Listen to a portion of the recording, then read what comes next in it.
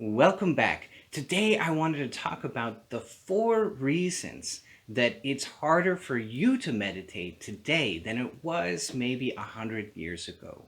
So let's look at those reasons and how we can reverse it so that you and I can enter into a meditative state within 5 minutes. That is the ideal. We want to enter into a meditative state within 5 minutes. It can be done. I've taken a novice. I'm going to make another video like this. I've taken a novice, I sat them down, I walked them through heart rate variability resonance, I walked them through the 4 proofs, and boom, they light up. It's an amazing thing. And you can do it too. And so let's talk about why doesn't that just happen sitting and watching the breath. Let's get into it.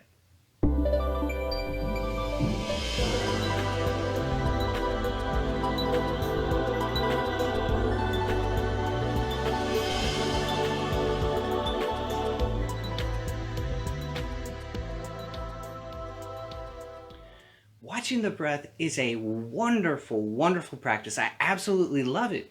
But there are some obstacles that are against us. There's this great video I saw a long time ago. The video is called "We Live in Exponential Times." And in there was a statistic that there's more information in 2 weeks of the New York Times than an average person would ever encounter within the 18th century. Can you imagine? In 2 weeks, you are already overloaded with more information than they experienced in an entire lifetime in the 18th century. And maybe you don't get your information from the New York Times. Maybe you get it from YouTube. Maybe you get it from the internet. Maybe you get it from Facebook. Maybe you get it from Twitter. Maybe you get it from everywhere. How quickly are you exceeding somebody in the 18th century in terms of information? Whatever that information might be, how quickly are you overreaching them every day? And it's not necessarily that the information is a problem. It's just that that's more for you to be worried about and fearful about. And so what happens is your cortisol levels go up. So if the Buddha was coming to you today, his instructions to you might be different than somebody 100 years ago or 200 years ago or 300 years ago or 3,000 years ago.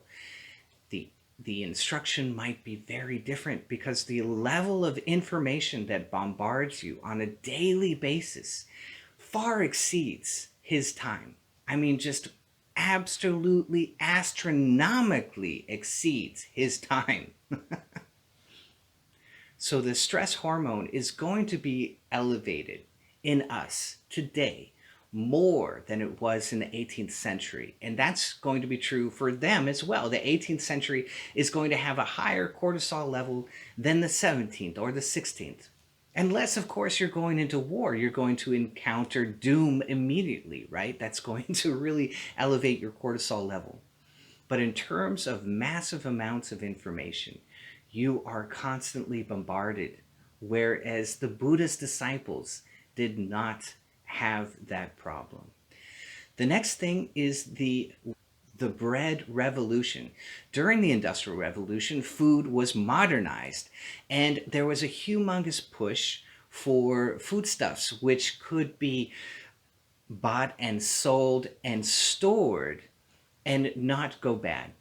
And a lot of those were of the General Mills brand. So wheat, barley, rye, and oats were combined in these starch packages, crackers, breads. There's bread in just about everything nowadays. And that constant intake of fast food and easy food and munchables day after day after day, the starch elevates your breath rate. Guaranteed. Guaranteed. Even if it's gluten-free. I love gluten-free. I can't stand gluten. If I eat gluten, I get sick now because I've been off of it so long. And the small intestine will heal itself if you can get away from wheat, barley, rye, and oats, those 4 foods. Then your small intestine, the E. coli, will grow back, and you'll start processing your nutrients a lot more effectively. And that just doesn't take place if you are gluten intolerant, which 85% of everybody is gluten intolerant.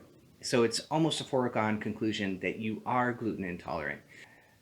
Might be something that you want to experiment with for a few months and then go back to gluten and see what happens. You might find that you're feeling much more healthy after 3 months of being gluten free, which is not an easy thing to do. And once you're free of it, you might never like it ever again, which is what happened to me. So, there's two things, starch and gluten. But the starch, even if it's gluten free, it will elevate your breath rate. So now you're starting out with a higher cortisol level and a higher breath rate right out of the gate, more so than they were in the 18th century, more so than they were during Buddhist time. It's just an automatic foregone conclusion. Your breath rate is going to be higher and your cortisol level is going to be higher than they were during some of these amazing teachers' time. The third thing is intermittent fasting. And I lived in a wonderful place called Nicaragua for 3 years. And what will happen in a country like that is that a family will run out of money and they will just stop eating. Or maybe they'll eat just a very, very small amount and they'll stretch it out until they're able to make more money, acquire more money, and get more food. And so they will automatically do intermittent fasting. And this is a very natural thing that we tend to avoid in the modern world. So in a welfare state or any kind of, if you have any kind of welfare program that you have, you notice that nobody's going hungry. Not really, not in massive amounts, you understand? Not so that you can see neighbor after neighbor after neighbor fasting for 2 or 3 days. We just don't do that anymore. And so that amount of food that is overwhelming the body keeps the digestive system constantly busy, and the body does not recover as well, and the breath rate does not sink down. When you fast, you'll notice that the breath rate automatically lengthens. So it's a wonderful, wonderful thing. And it used to be a very natural part of life. You had money, so you ate. I don't have money, so I don't eat. And so you enter into a period of fasting, and it's really a wonderful reset for the body, especially when you only fast on water. So if you've never fasted before, just set yourself to fast for 6 hours or 12 hours or 16 hours. So you might have a breakfast and a lunch and then cut out dinner and then fast all through the night. And that will give you approximately 16 hours free. And that will be your best time to meditate. Meditate in the morning after a 16-hour fast, if you can. Not everybody's schedule is going to coincide with that perfectly, so you have to figure it out for yourself at that point. But if you can, fast through the night and then meditate in the morning and see how great that meditation is because you were able to fast for only 16 hours, not even a full day. Try it out and see how your breath rate reduces, it lengthens, and how the quality of your meditation automatically skyrockets because of that. It's just amazing. It blows my mind every time. I love it. The fourth thing is the amount of light that we get in the night. So when you are on your computer or you're on your cell phone in the night and you're reading stuff, which I do as well, you are burning the melatonin in your brain. And that is going to affect the cycle of sleep and wakefulness. And it's going to adjust the amount of melatonin in your system when you're constantly bombarded with light. And so we aren't on a natural cycle. And so that unevenness of the cycle is going to affect our brain. It's going to affect our meditation. And so if you can reach a place in the night and say, you know what, no more light. The sun has gone down and now it's my turn to cut out all light and just enjoy the dark. It will help your rhythm of sleep and wakefulness and the amount of melatonin which is in your system, and it will help your meditations. Melatonin is a great helper to meditations. It doesn't seem like it would be, but we're trying to enter into that alpha, theta, delta as we stay awake. And so while we're assimilating those slower brain waves, we need the melatonin to help ease us into those slower brain waves. Now, if you haven't had enough sleep, you'll hit those slower brain waves and you'll just be like, and that means you need more sleep. So go ahead and get a good night's rest, wake up, you'll still have some of that melatonin, and it will help you get into that alpha, theta, delta, slower brain waves. And it's in those states that we begin to reflect the higher gamma brain waves. And that's what the higher self will very often use to speak through. It's not the whole story, but it's a very, very good part of the story of what's happening through the brain as we meditate, as we receive information from the higher self. Okay, number 5, I thought of one more. The fifth thing that can happen is that we're just not as mobile as we used to be. If you have a regular exercise routine, of course, that's not true for you, but for a lot of people, we're just not as mobile as we used to be. We used to have more physical jobs. We were on our feet. We were walking every day, running every day, working every day, working the body every single day, and that's going to lower the heart rate. As you work out, the heart is going to work. It's a muscle. It's going to get a little bit stronger, and your resting heart rate is going to lower. And that is going to be a benefit to you in meditation. How often did you go on a journey in Buddhist time and walk across China? I mean, just some crazy walks that these Buddhist monks were doing. And so that amount of exercise is going to improve your heart rate, and your meditations will automatically benefit from it. So how do we overcome all these modern limitations that we have? We have vast amounts of information that are flooding our everyday. We have raised cortisol levels. We have carbohydrates in our life, which are affecting the breath rate. We have a reduced exercise regime, perhaps, that is affecting our heart rate and our breath rate. And we have a interrupted melatonin cycle in our daily sleep and wakefulness.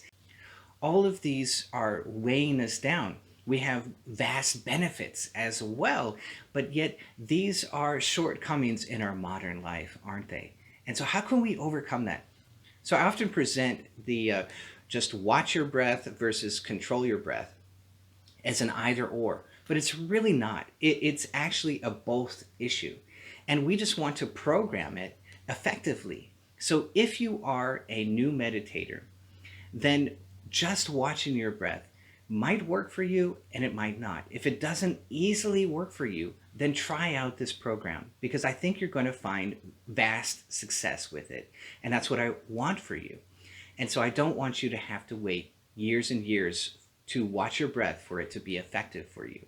So if you just control the breath and you make the out breath longer, and you make sure that you're breathing under 7 breaths per minute. That means in, out, that's 1 breath. So under 7 of those per minute. And so how do you regulate that? Well, I have a video series. I have a playlist. It's called the Heart Rate Variability Resonant Breathing. Go ahead and watch that, and just watch one of those breathing cycles and follow along and find the number which is most comfortable for you. And now you are controlling your breath. And at some point, your breath will elongate and you'll go, this breath rate of, let's say it's 7 breaths per minute, is a little bit too fast for me. I think I need to slow down. And so they'll go ahead and use the next comfortable breath rate. And as you're doing that, you're going to enter into the state where it elongates even more. And you're going to say, my breath just wants to pause. Well, go ahead and let it pause. Let it do what it would like to do. It would like to take a little break. And then resume, keeping the cycle of heart rate variability again. And then it will do it again. It will want to take a break. And so you just pause and let it take a break, kind of follow into that, because it's beginning to send you into the tranquil breath. If you really want to understand the tranquil breath, then please watch the tranquil breath training, the 4th phase of breath. as Patanjali speaks about it. And that's in my training. So I hope you'll watch that and get benefit from understanding the tranquil breath. But that's what's happening with the breath. It's entering into this phase where it doesn't want to be regulated anymore, and it wants to take some long breaks. And it's because everything in your body and your mind is starting to slow down. It doesn't mean it's totally stopped. It doesn't mean the brain is totally stopped. It doesn't mean it's totally quiet. It doesn't have to be perfect. We just notice it's going down. And that's a very good thing, isn't it? And so let it simmer down and just follow it into that more tranquil state.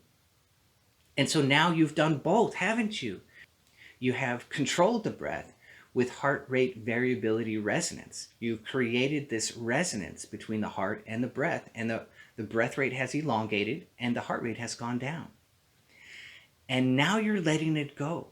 And that's entering into the tranquil breath. And it's a really big deal. It's humongous, because this is a great success for you in meditation. And that's why I want you to understand it and be able to enter into that state. But it all began because we were controlling the breath. And that's what defeated all of these modern problems that we have. So I hope that you love this. I hope that it makes it clear and easy for you to practice controlling the breath so you can eventually let it go and enter into the tranquil breath.